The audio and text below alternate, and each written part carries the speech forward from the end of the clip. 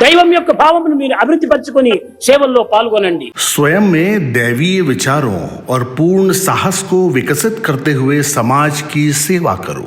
కొన్ని నష్టములైనా కూడా పర్వాలేదు, మీరు సహించుకొని సేవలు మానుకోకుండా ఉండండి. तुम्हें कुछ नुकसान या कष्ट उठाना पड़ सकता है, लेकिन इसकी परवाह किए बिना सेवा करना कभी मत छोड़ो. వస్తుంటాయి పోతుంటాయి ప్రతి ఒక్కటికి. चीजें आती हैं और जाती हैं. కనుక నీ వేదాంతం నందు కూడాను సుఖ దుఃఖీ సమీకృత్వ లాభం లాభం చేయాలి. లాభ నష్టములు సుఖ దుఃఖములు వస్తుంటాయి పోతుంటాయి. वेद कहते हैं कि सुख और दुख को एक समान भाव से लो. लाभ और हानि आते जाते रहते हैं.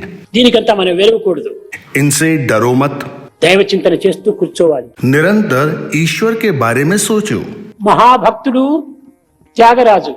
संत त्यागराज एक महान भक्त थे, కానీ అతనికి చాలా కష్టములు వచ్చాయి. परंतु उन्हें कई कठिनाइयों का सामना करना पड़ा.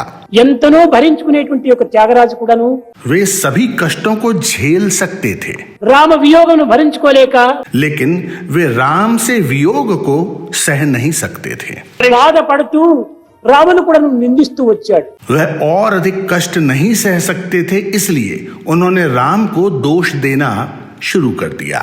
నిందించడమే కాకుండా ఒక విధమైనటువంటి ద్వేషం కూడా వచ్చింది. सिर्फ निंदा ही नहीं, वे ईश्वर से द्वेष भाव भी रखने लगे.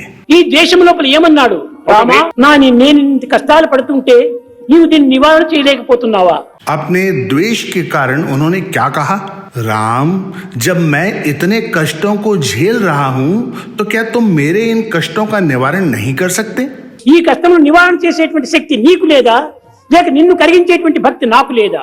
क्या तुम्हारे पास मेरे कष्टों का निवारण करने की शक्ति नहीं है, या मुझ में तुम्हारे हृदय को पिघला देने की भक्ति नहीं है? లేదు లేదు, నాకు డివోషన్ ఉంది. नहीं नहीं, मुझ में भक्ति है, నీకే శక్తి లేదు. लेकिन तुम में इतनी शक्ति नहीं है. తక్షణమే మేలుకున్నాడు. చీ చీ చీ చీ చీ, దైవంలో శక్తి లేదా?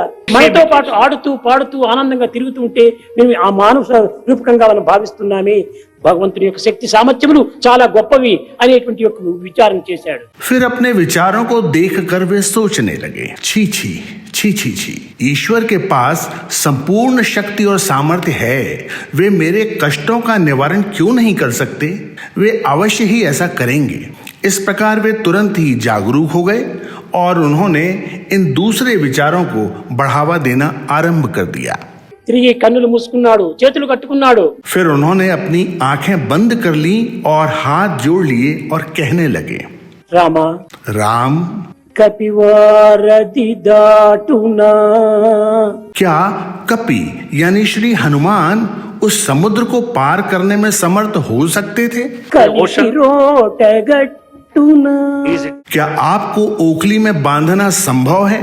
లక్ష్మీదేవి వలచునా, देवी लक्ष्मी आपसे इतने उत्साह पूर्वक प्रेम करती हैं, లక్ష్మణుండు కొలచునా, क्या लक्ष्मण आपकी सेवा नहीं करते?